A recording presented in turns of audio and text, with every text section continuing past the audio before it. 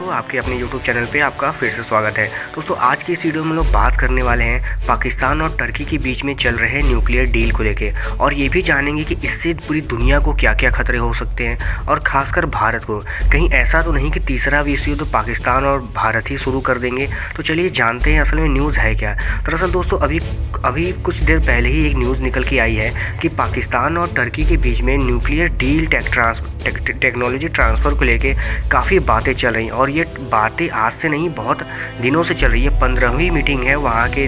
Defence को लेकर,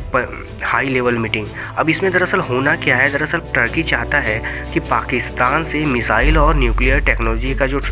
technology है वो खुद ले ले, ताकि वो अपने देश में बैठकर परमाणु बम बना सके। और वो चाहता है कि अपना जो दबदबा है मिडिल ईस्ट कंट्रीज़ में वो बनाए रखे। लेकिन उसके चलते पाकिस्तान भी फंसा हुआ है, क्योंकि पाकिस्तान उससे ड्रोन टेक्नोलॉजी चाहता है, और ख़ासकर चाइना और टर्की ही ऐसे दो देश हैं जो ड्रोन के मामले में अभी आगे हैं और पाकिस्तान को मदद भी देते हैं। लेकिन पाकिस्तान की इकोनॉमिक हालत इतनी ख़राब है कि वो आजकल हर शर्त मानने को तैयार हो गया है, चाहे वो आतंकवादियों को सपोर्ट देना हो या टर्की जैसे देशों को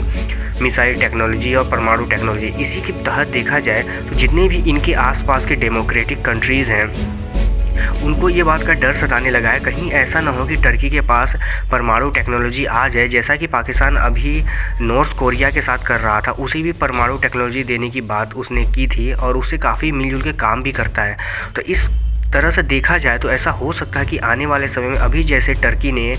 अज़रबैजान को मदद किया था आर्मेनिया के ऊपर ड्रोन से हमला करवाने में, और आर्मेनिया की हालत ख़राब करके रख दी थी, अगर आने वाले समय में टर्की ने छोटे मोटे अपने आसपास के देश जैसे इसराइल, आर्मेनिया और भी जॉर्डन वगैरह ये हैं, अगर इनके ऊपर परमाणु बम का हमला कर दिया, अगर उसके पास ये टेक्नोलॉजी आ गई तो क्या होगा। कहीं तो ऐसा ना हो कि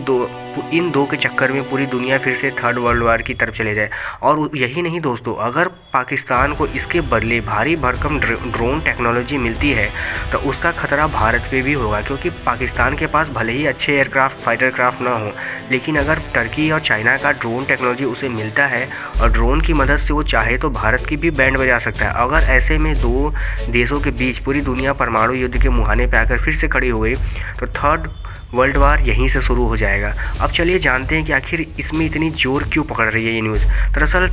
टर्की के जो प्रेसिडेंट हैं एर्दोगन, उनका पाकिस्तान के मेजर चीफ से बात हुई थी, जिसमें उन्होंने बाजवा से परमाणु टेक्नोलॉजी ट्रांसफ़र करने की रिक्वेस्ट की थी, जिसके बाद बाजवा की तरफ से भी ये रिक्वेस्ट एक्सेप्ट कर लिया गया था। इसके बाद मीटिंग्स पे मीटिंग होने लगी, और पाकिस्तान के जो साइंटिस्ट हैं वो टर्की में जाके वहाँ के मिसाइल और न्यूक्लियर टेक्नोलॉजी को वहाँ के साइंटिस्ट के साथ मिलकर काफ़ी आगे बढ़ा रहे हैं, और इनका कोशिश यही है कि जल्दी से जल्दी इस टेक्नोलॉजी को टर्की को दे दिया जाए, ताकि मिडिल ईस्ट में एक ऐसी और पावर हो जो इस्लामिक तो हो ही, बट वो पाकिस्तान के दोस्त भी हों। इससे क्या होगा कि मिडिल ईस्ट कंट्रीज़ में जितने भी इस्लामिक कंट्री हैं उनमें पाकिस्तान और टर्की का डंका बजने लगेगा, और किसी भी छोटे मोटे देश की इतनी हिम्मत तो नहीं होगी कि इनसे टकरा जाए। हालांकि ये बात भारत के लिए भी उतनी खतरनाक है, क्योंकि अगर कहीं युद्ध शुरू हो गया, चाहे वो कहीं की भी हो, तो जाहिर सी बात है अमेरिका और भारत सबसे पहले इफेक्टेड होंगे। क्योंकि अगर टर्की ने शुरू किया तो उधर के जितने भी यूरोपियन कंट्रीज़ हैं उसमें अमेरिका का अच्छा खासा दोस्ताना व्यवहार है, लेकिन अगर पाकिस्तान ने शुरू किया तो वो सिर्फ भारत से ही शुरू होगा। तो इससे मान के चलिए कि अगर पाकिस्तान के पास जैसे कि बड़े बड़े मिसाइल टेक्नोलॉजी हैं, शाहीन 2 जैसे मिसाइल्स हैं जो कि न्यूक्लियर वारहेड ले जाने में कैपेबल है, अगर ये सब टेक्नोलॉजी भारत पे हमला कर दी गई तो आप सोचिए भारत की भी हालत तो ख़राब हो ही जाएगी। लेकिन अगर इससे बचना है तो भारत को क्या करना पड़ेगा। भारत को सबसे पहले देखिए दोस्तों, ये तो करना ही पड़ेगा कि MTCR में इन सब चीज़ों को लेके बातें करनी पड़ेंगी, क्योंकि इस तरह से किसी भी देशों को, या ऐसे देश जो डिक्टेटरशिप हो, जहाँ डेमोक्रेसी ना हो और वहाँ या तो मिलिट्री का शासन चलता हो, ऐसे देशों में अगर ये सब टेक्नोलॉजी जाने लगेंगी, चाहे वो पाकिस्तान ही क्यों न ले जा रहा हो, तो जाहिर सी बात है आने वाले कुछ दिनों बाद फिर ये टेक्नोलॉजी धीरे धीरे आतंकवादियों तक के हाथ पहुंच जाएंगी। और अगर ऐसा हुआ तो क्या होगा, और अगर ऐसा हुआ कि मिडिल ईस्ट की कंट्रियां अगर न्यूक्लियर कैपेबल हो गई तो ये भी हो सकता है कि उनमें तो आए दिन कभी ना कभी झगड़े होते रहते हैं और वो एक दूसरे पे टूट पड़ते हैं। और अगर उन्हीं के बीच में झगड़ा हो गया, जैसे मान लीजिए आर्मेनिया और अजरबैजान का, तो यही होगा कि सारे मुस्लिम कंट्रीज़ एक तरफ हो जाएंगे और सारे क्रिश्चियन कंट्रीज़ एक तरफ, और इसमें पूरी दुनिया फंस के रह जाएगी, और पूरी दुनिया फिर से एक बार फिर इन दो देशों की वजह से आप समझ लीजिए वर्ल्ड वार में प्रवेश कर जाएगी। तो दोस्तों ये तो था